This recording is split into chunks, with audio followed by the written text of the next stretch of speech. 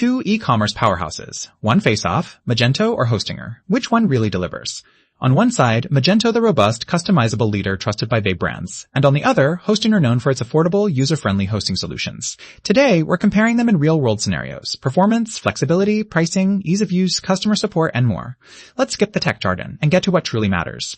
Each category scores points, and at the end, you'll see exactly who takes the crown. The winner might just surprise you. Let's get into it. Okay, real quick, let's get a bird's eye view. Here's the mind map of everything we're going to compare: cost, features, performance, security, ease of use, and finally, the ecosystem and support. So grab your mental notepad because things are about to get interesting. Let's kick off with cost, because honestly, who isn't thinking about their wallet? Starting with Magento, yeah, the open source edition is technically free, and you can dig in and customize it however you want. But, and it's a big but, the real costs come later. This thing demands a lot of investment in development, serious hosting, and ongoing maintenance. If you go enterprise with Adobe Commerce, oh man, you're looking at a steep bill. Now Hostinger, by comparison, is a total budget-friendly option. With low monthly plans, you get managed hosting, a free domain, SSL, and even some security tools baked in. But watch out for those add-on upsells and the renewal rates. They're higher after the first term. Still, for most people, Hostinger is going to keep your costs way lower. So, Hostinger definitely takes this round. Next up, features. Let's start with Magento again. This is where it flexes. You get full code access, meaning if you dream it, you can probably build it. Multi-store setups, B2B magic, custom catalogs. It's seriously enterprise-grade stuff with deep integrations, if you've got the dev chops.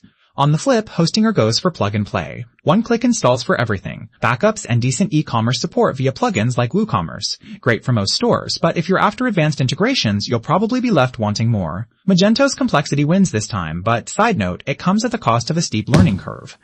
Alright, moving on to performance. Magento, when it's got the right hosting, can scale like crazy. You can throw massive product catalogs at it if you tune it right. But let's be real, unless you're sinking in real money for technical optimization, it's a resource hog. Cheap hosting? It will crawl. Now Hostinger, thanks to Lightspeed servers and their optimized stack, most small and medium sites are going to feel zippy. Uptime? Solid, but if you're hitting enterprise traffic levels, you might need to look elsewhere. Still, for most folks, Hostinger's the practical performance winner. Oh, and here's something cool you might not know. Magento actually hit the scene way back in 2008. Seriously, that's older than most of today's big-name cloud hosts. So, if you're seeing older foreign threads or mega legacy shops, now you know why. Security. Everybody's favorite thing to worry about. Magento, especially the enterprise Adobe Commerce version, gives you enterprise class protection and insane granularity, assuming you or your devs manage it right. But if you slack off on patching or config, you're wide open, especially on open source. Hostinger, on the other hand, wraps most of the security for you. SSL, automatic backups, anti-DDoS, they handle all the hosting level stuff so you sleep easier. Still gotta keep your site software secure though. For hands-off peace of mind, Hostinger takes the edge here.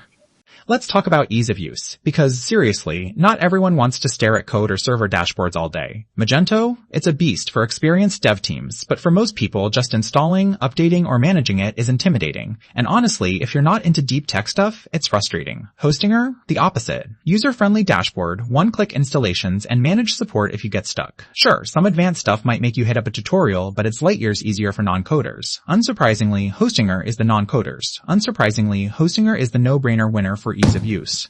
Finally, ecosystem and support. Magento shines here for those who know where to look. There is a massive global developer community, a huge extension marketplace, and a rich history in both B2B and B2C. Custom solutions? This is your playground.